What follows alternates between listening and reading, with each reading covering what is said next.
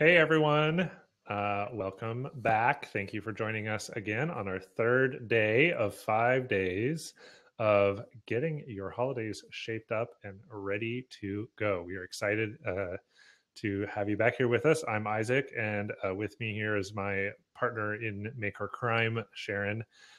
We are of Academy of Handmade. You probably already know that, though. And we're excited to be back here again today. So quick recap of what we've been talking about so far. Monday, we talked about the importance of knowing your numbers and how that can help you prepare for the holidays and for your business in general. Yesterday, we talked about three hot tips for helping your craft show booth and getting that going. Hi, Amanda. Welcome back to today's Crowdcast. If you're in watching us live, please let us know who you are. Say hello in the chat, and we'll give you a shout out. Let us know where you're from and what you make. If you are new to Crowdcast, you'll see a chat on the right, and you can ask questions using the button at the bottom of the screen below our videos. If you are watching on Facebook Live, we are monitoring to some extent. I'm watching it on another monitor here, so you feel free to shout out with any questions or comments, or say hello in the chat or in the comments as well. What else do I need to tell you? Oh, we have a poll. So below the video, click the polls button. You should see a little notification badge there. Do us a solid and fill out. We want to know what is stressing you out this holiday season. We've got three options there. We think they probably encapsulate the majority of the things that might be stressing you out. So give us a vote. Let us know what you think. We'll revisit that a little bit. Already someone has responded, making money. Yep. I have a feeling that's going to be a popular one. Awesome. Okay, so today is all about the holiday hamster wheel. And we are not without good reason for calling it a hamster wheel, because sometimes it can feel like that. And so Sharon's going to dive into some details about what that actually means and why planning things out in October, which is this month, will help keep you from burning out majorly come January. Right. So the whole idea of this is that we spend so much energy during this holiday season that you kind of are wrecked for the beginning of the year to be able to do anything else and sort of like plan bigger, things like that. And so by sort of getting off the holiday hamster wheel, you can figure out how to best allocate your time and energy, as well as thinking about that your business shouldn't just be about the holidays, even though that might be where you make the most money. And you definitely want to take advantage of that, but there's also, you're a finite human being person. Some degree of burnout and tiredness is expected in January, but it should not be so much so that it is wrecking your ability to sustain the rest of the year and keep you going. So that is sort of like what we wanted to talk about today. So just wanted to go over a few things about what actually planning right now for the holidays will do for you. And I think one of the biggest ones is that when other opportunities and decisions come up during the holiday season that were not in your plan, you can more confidently evaluate them to decide if they're going to meet your goals for this season. And I think a lot of times, this could mean a lot of saying no, right? But that doesn't necessarily mean all the time that you say no. Sometimes if you decided to write your goals and your plan and you've given yourself the space to be able to do other things, you might actually be saying yes to something too. But you're only saying yes, not because you're like, oh, I should do this, I should take care of this opportunity, when maybe that thing isn't that big of a priority and you should actually be saying no because your focus is on wholesale, your focus is on other accounts or other things and not what that is, or you know that this is too much of a risk. So I think a big one that a lot of makers find at the holiday season is all of a sudden, all of these shows come out of the woodwork. asking them, you know, oh, can you come to our show? It's a special price for this booth. A lot of times it's the first time the show was ever run, or it's the fact that they haven't been able to get enough people to their show, which is also kind of a red flag. Mm-hmm. And so I think there's a lot of times for requests for shows. And I'm not saying don't do them necessarily. I'm just saying you have no idea if you should do them really, and unless you've had a plan to begin with to know if like shows are in the cards for this season or what kinds of shows are in the cards for this season. So we have a resource. We talk about should you stop doing shows that shows, and it's kind of a provocative, I guess, a little bit of a what is it called? Those kinds of headlines, clickbaity headline. Because maybe you should, a lot of you will not, but it's more about thinking about like really evaluating like where you're at in the show's process, because it's easy to get, shows are a hamster wheel that are very easy to get on and not have evaluated if you should still be on them or not. So hey, Jessica from Peace Be Still, welcome, glad you're here. Okay, can I add something? Yeah, totally. I just wanted to share a story from way back when I still had my handmade business. It was holiday season, and I was approached by a friend, fellow maker, to vend at this small, highly curated show that was benefiting a local nonprofit. And it kind of came up last minute. They were having a hard time getting enough vendors there, but they were promising lots and lots of people and talking about how, engaged this nonprofit's audience was, and this, that, and the other. So I agreed, and I wanted to support a good cause and things like that. So I do the show, and first of all, it was winter in Portland, and it was pouring rain all night long. It was just absolutely miserable. So there was very low traffic, because the last thing Portlanders want to do when it's pouring down rain in the middle of December is go downtown and go to some sort of charity function. So that was thing number one that was terrible. The second thing was my work was just not priced right for the rest of the work that was there. So I hardly sold anything. And then they came around at the end and asked us to, give a portion of our proceeds to the organization. And that was really hard for me to do. Because I ended up walking away not making any money, and that made me think twice again. It's a great organization, I support it. It's I'm not saying you shouldn't ever support nonprofits, but that was a perfect example of one of those shows that came out of the woodworks at the last minute and tugged at my heartstrings, and I was not prepared going into it. I didn't have a good understanding of what the audience was, and I paid for it. Yeah. And those shows will really sell you on so much stuff. Like they're just there to convince you about how great this opportunity is. And you don't want to be mean, but you have to be really critical about actually what they're offering and really think about it in contrast to like, what am I giving up if I say yes to this? And I think that's really big. Like whenever we say yes to something, we're saying no to other things. So what are you saying no to when you're doing that? Okay, so the other thing is, and we kind of talked about this in our first webinar, is that preventing FOMO and maker envy, because you know what your numbers are. So a lot of times people, I think, hear other success stories and, people talk about this or that, how well they're doing this or that. And if you've already decided what your success is and you confidently know your margins and how much money you're making, you can quiet down a lot of that FOMO and maker envy, I think. So I think this happens again, sort of a lot with shows, is that, and we kind of talked about this yesterday, is people talk about like how great their show was and how good it was. And they don't really know how good it was often. Like somebody will say like, I have heard so many times from makers about shows, and it's like, it's super vague how well they are.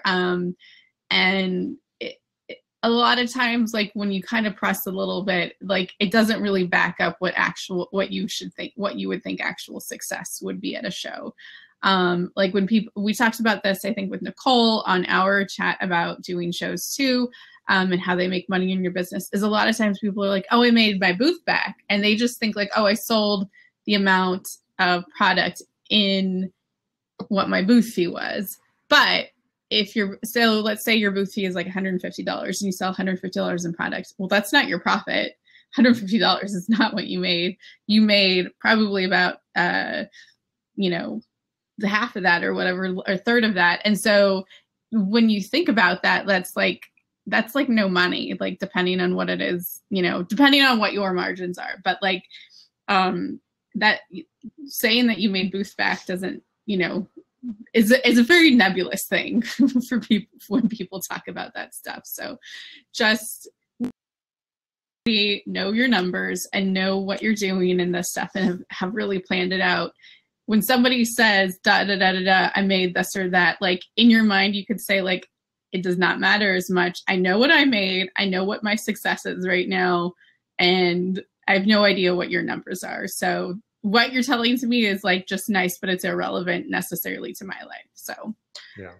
And that brings up a good point. In the resource we wanted to highlight around that is episode 12 of the podcast, Your Handmade Business, which I am posting in the chat right now, where I talked to Tina Rodas. Man, I can't say her name right this week to spare my life.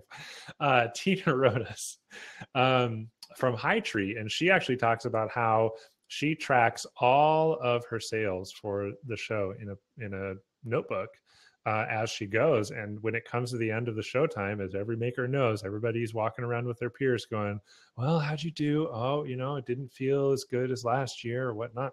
She says, no speculation. I can look at my numbers and I know exactly how well I did compared to last year. And that gives me confidence to move forward. Or that helps me identify what kinds of products are selling right now. Totally.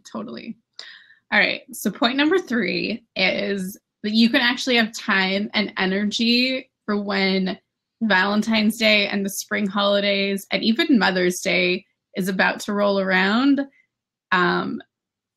If you start planning for your holiday season now, so that you are no longer at the mercy of sort of everything we kind of just talked about with like saying yes to things and like whirling around. You can actually come out of the holidays still having been able to make and plan and think about all of the holidays that come right after Christmas / whatever, everything that's going on. We know it's really just Christmas that's driving most of this. But that, when Christmas happens and right after that, there's still a bunch of holiday stuff. There's still buyers that want to buy for Valentine's Day. There are still people that are looking to buy for Easter and other sort of springy type holiday, situations during that time. And then also Mother's Day is not that far around the corner. So especially if you're doing wholesale. So if you have products that fits nicely into any of those holidays, you've sort of spent all of your energy come November, December, you've really sort of, created something where you've missed a lot of opportunity to grow and expand into those areas as well too. Because you have to also think the time of the year when you will probably have the most competition for your stuff, even though the holidays are the time when people are the most interested to buy, that is also when you have the most competition.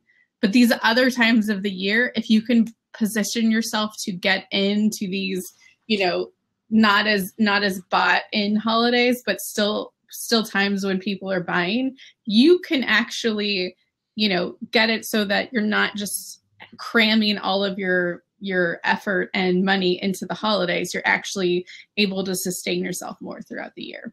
Yeah. I would argue that your craft show hangover, which is what I used to call it, should not last a month.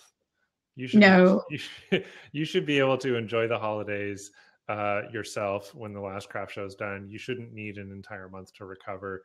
And I would wager that if you do, you could probably stand to focus on planning a little bit better for your holiday season so that you're actually ready to go come January and focus on, and I would say not even just the minor holidays, but also spring birthdays and winter birthdays.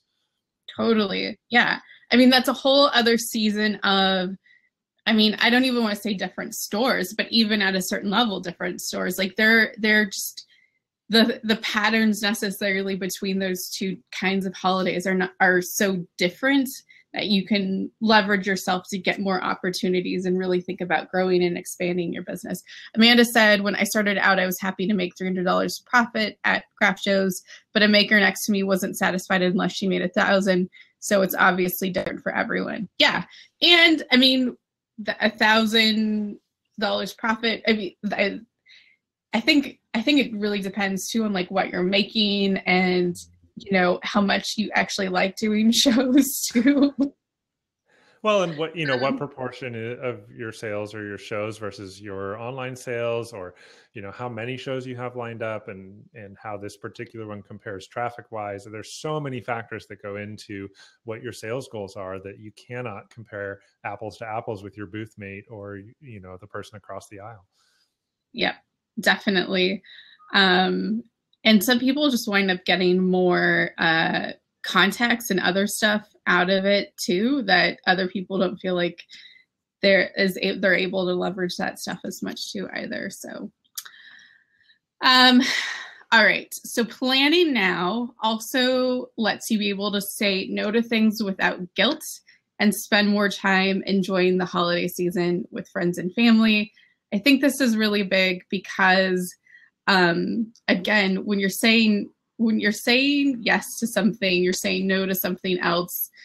But when you're also saying no to something, you're saying yes to something else too, which is yes to time with friends and family. So sometimes, is it worth the gamble of a rinky-dink, maybe totally slashed together at the last minute craft show to do, when that let's say it's just for an evening, it's not even a full weekend or a full day, that evening that you go, is that an evening where you might have just wasted so much time lugging all your stuff, setting everything up, not being able to, having had to say no to, a holiday party or something. So you really have to think about when you're saying, when you're saying no to things, you're saying yes to things like having energy to do stuff later on, enjoying yourself, not burning yourself out, not getting sick.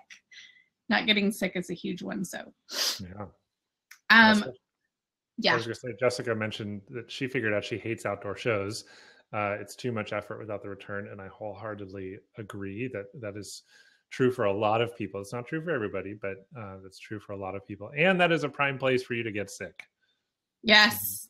It's the last thing you want. Well, especially if outdoor shows are so hard if you have any fiber-based products. Because I feel like the depending on where it's being held, but like the tendency for things to get dirty and whatever, I think exponentially increases. Weather, other stuff like that, it all gets a little dodgier, I think.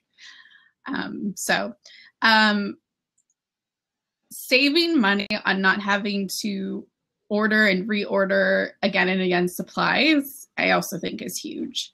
I think if you have really planned out everything you need to make, what your sales goals are, what you know from last year, you are better able to order appropriately, order things together so that you can get nicer bulk discounts.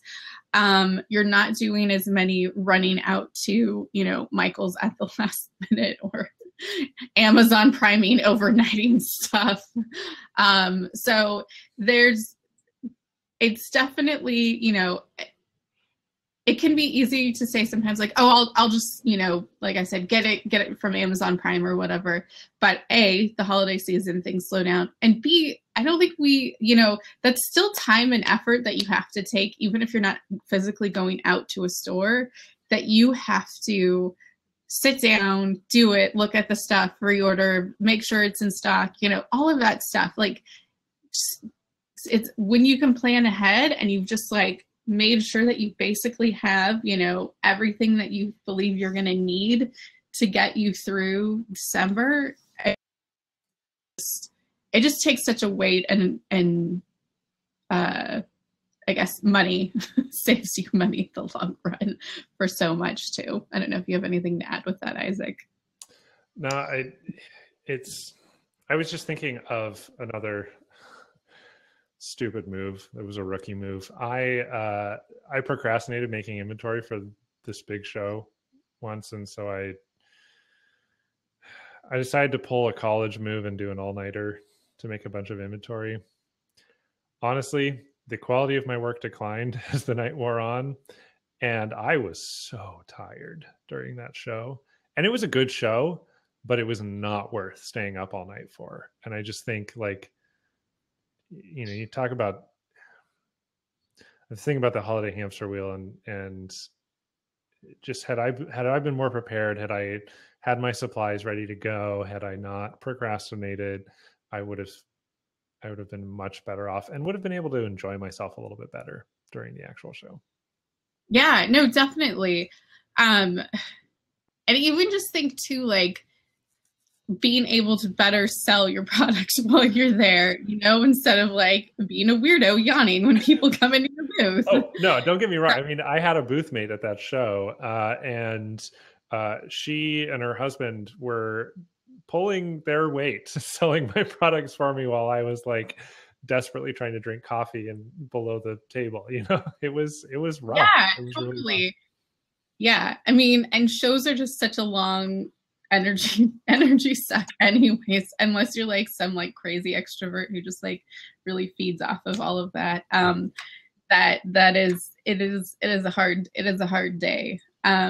So all right, so the last sort of kind of, I guess, 2 points, kind of the same points, but when you have a plan, you're not running around like a Tasmanian devil every day and just sort of, you know, all right, what do I post on Instagram? What do I do now? What am I saying? What am I doing? What am I making? Like, right? Like, you've already figured out all of that. Like, you're not, I think the worst sort of hamster wheel situation to be in is when you're having to like force yourself to come up with an Instagram post, come up with a letter, an email, you know, to send to everyone on your list, you know, and because it just takes, there's so much pressure and it just takes way more time than if you had like, all right, I've planned my calendar out of when I'm going to talk about every single thing that's going to happen in my business. I've uploaded a week of, you know, what I'm going to say for the, you know, for my social media.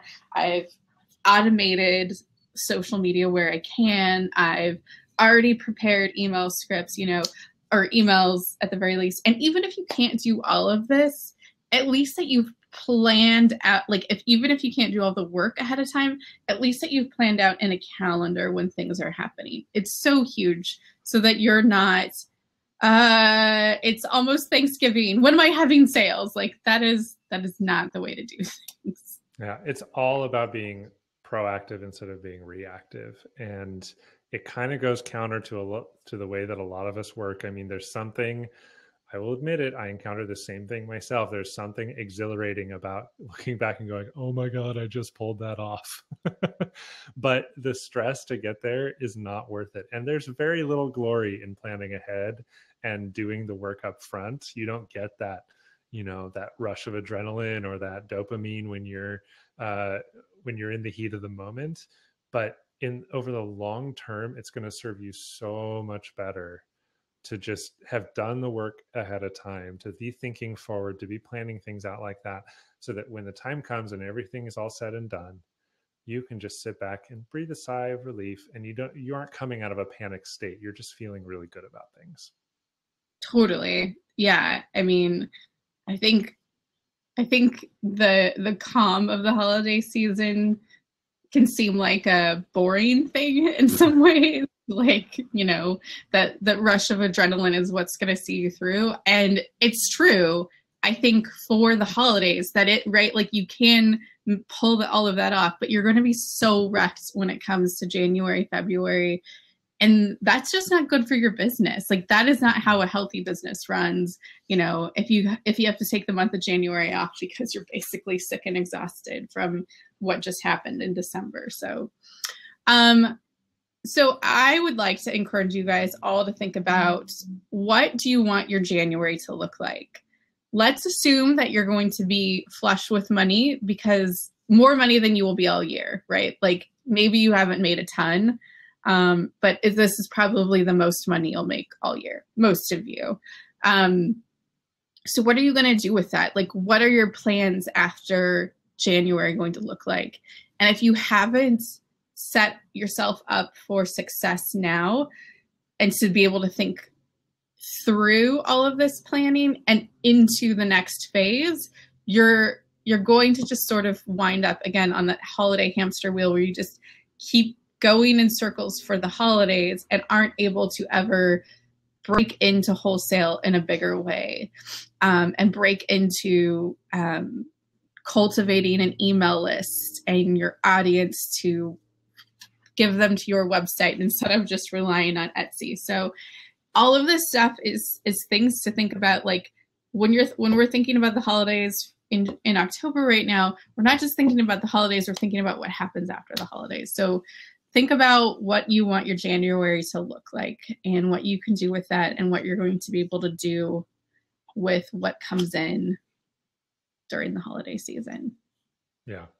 I think that holiday hamster wheel, those are those times where you feel like you're banging your head against a wall, or, you're like, wait, didn't I just do this? Didn't I just order this? Didn't I just submit another craft show application? Anytime you can identify where you're bumping up against those roadblocks, those are things to think further ahead about and plan out better, so you can set yourself up for success. Totally. Okay, so the biggest thing that all of this, the biggest way that we are able to help you with making this planning happen is our holiday game plan, which is in the holiday resources area. It's on our holiday shape up page. So academyofhandmade.com/holiday shape up. If you're watching this in Crowdcast, you can just click on the button right below Isaac's face that says holiday resources, green button. If you're watching this on the holiday shape up page, all you have to do is just scroll down from here and check out the game plan. The game plan is there. It's a self-study. And like I said, you may not be able to do all of the things that we ask you to do in there, but at least that you've thought through the plan and started to plug in some things. I'm going to tell you, it's going to help you so much. It's more, I think more than anything, by just going through the plan, is it's going to help you not have that, oh my gosh, I don't know what I'm going to do situation, or I think I'm going to say yes to this.